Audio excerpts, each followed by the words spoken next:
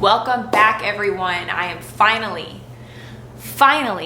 back up and running on the YouTube platform. Feeling good? Pretty excited about this new rebrand. I think it's the perfect way to kick off these new videos that I have in store for you guys. If this is your first time on my channel, I'm so glad that you found my page.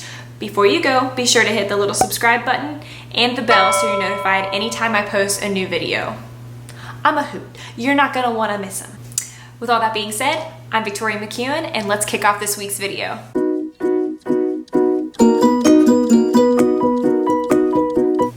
In this video, we are talking about our social media voices.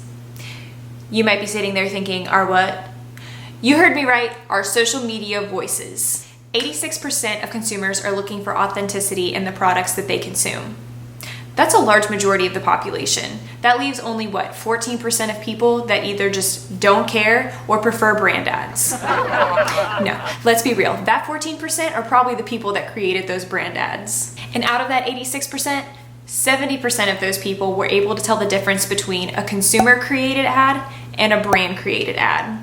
What does that tell you? Consumers know what's up. They see right through those big company games. Oh, and if that wasn't enough to convict you, many of those people quickly unsubscribed or unfollowed producers that they felt were putting out illusion content.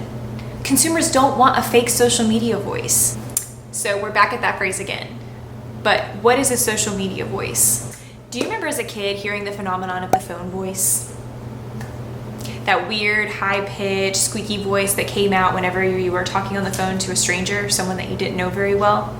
You would go from your angsty, deep, wallowing voice talking to your mom or your friends, your siblings, to quickly changing tone whenever you would hear the phone ring and you pick up and your mom's best friend Donna's on the phone.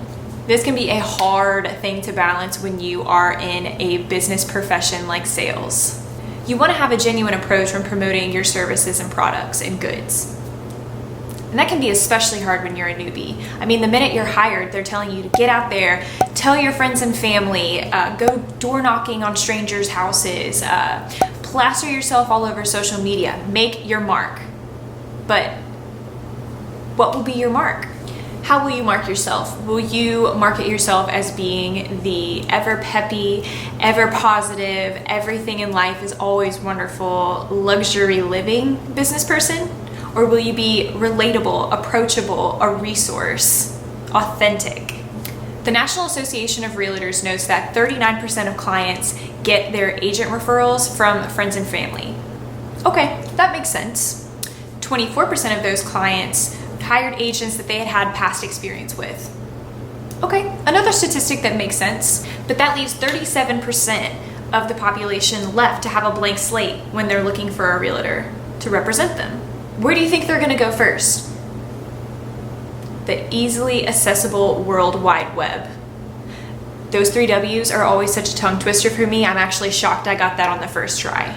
Of course, they'll look up the typical things like your prominence on social media, your volume, past client reviews, but did you know that they're also looking to see what your personality is? People are more likely to hire a sales individual that they feel they can relate to and trust.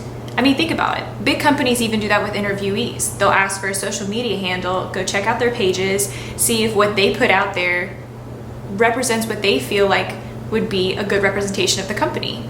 If they feel that it's not, might not get hired. If they're excited about what they're putting out there, it might actually prompt them to give them the job. That's the power of social media. Honestly, that's so crazy to think about. Who would have thought back when social media was first being born that it would have that much weight to be able to determine your career path in the future? That's wild. Thanks, Tom and Mark. So, with all that being said, what does your social media presence say about you? Thank you so much for watching my video. If you like what you saw, please be sure to give it a like or drop a comment below. And if you want to stay up to date on any new videos that I have coming out soon, be sure to hit that subscribe button and that bell so you're notified every time a new video comes out for you to watch. Thanks so much. See you guys next week.